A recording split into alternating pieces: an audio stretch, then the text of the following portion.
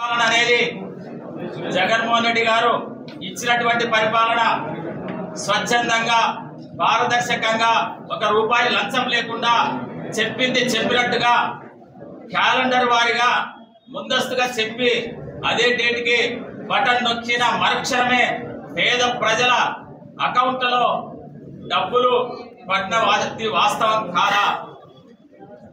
2 సంవత్సరాల కరోనా మహమ్మారి అతలాకుతలం చేసినా కూడా ఎక్కడ కూడా జరగకుండా ప్రతిదీ కూడా ఏ పథకాన్ని ఆపకుండా ఇచ్చిన హామీని అన్ని కూడా మరి అమలు చేయడం జరిగింది. 5 సంవత్సరాల జగన్మోహన్ రెడ్డి గారి పాలనకు 1 సంవత్సరం అనుభవం ఉన్నటువంటి చంద్రబాబు నాయుడు గారి పాలనకు ఎంత వ్యత్యాసం ఉందో ప్రజలు కూడా గమనిస్తా ఉన్నారు. గతంలో కూడా చెప్పాం, 14 నుంచి 19 వరకు జరిగినటువంటి అనేకమైనటువంటి వాళ్ళు చేసింది కొంతైనా ప్రతిదీ కూడా గ్రామాల్లో అయితేనేమి పట్టణాల్లో అయితేనేమి తెలుగుదేశం పార్టీకి సంబంధించినటువంటి జన్మభూమి కమిటీలు వాళ్ళు మేము ఈ పథకం ఇస్తా అంటేనే, మీకు పెన్షన్ ఇస్తా అంటేనే, మేము రాస్తేనే మీకు వస్తుందని చెప్పి ఆ రోజు మరి ఆ పరిపాలన చూసాం. ఈ రోజు ఈ 1 సంవత్సర కాలంలో మరి చీకటి పాలన, చీకటి రోజులు, రాజ్యాంగానికి విలువయ్యలేదు, ప్రజాస్వామ్యానికి విలువయ్యలేదు.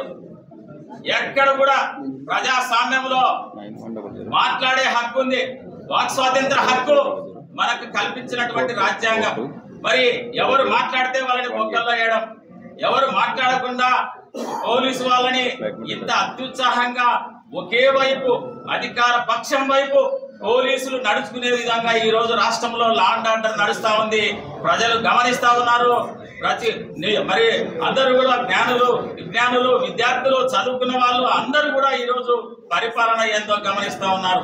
1 సంవత్సర కాలంలో పార్టీ మరి తెలుగుదేశం పార్టీ చేయలేని పనులు, తెలుగుదేశం పార్టీ హామీలు ఇచ్చి ప్రజల్ని మోసం చేసి ఓటేసుకొని మరి అధికారం చేపట్టి ఈ రోజు ప్రజల్ని మోసం చేసిన విధానం కూడా ఈ సంవత్సర కాలంలో తెలుస్తా ఉంది. ప్రతి ఒక్కటి గమనిస్తా ఉన్నారు. ఇంకా కూడా ఒక్క పెన్షన్ అవ్వాతాతలకు పెన్షన్ తప్ప ప్రతి ఒక్కటి కూడా జగన్మోహన్ రెడ్డి గారు గలమెత్తినందుకే ఈ రోజు ఈ పథకం కూడా ప్రవేశపెట్టడం జరిగింది. దీన్ని ప్రజలు మనం కూడా గమనించాలి. రాబోయే తరాలకి, రాబోయే భవిష్యత్తుకి, పిల్లలకి విద్యార్థులకు చదువుకి మరి వైద్యానికి ఈ రోజు జగన్మోహన్ రెడ్డి గారు చేసినటువంటి సేవల్ని ఎవరు అవునన్నా కాదన్నా అది సువర్ణాక్షరాలతో ఈ ఆంధ్ర రాష్ట్రంలో లిఖించదగినటువంటి జగన్మోహన్ రెడ్డి గారి పరిపాలన నెవర్ బిఫోర్ నెవర్ ఆఫ్టర్.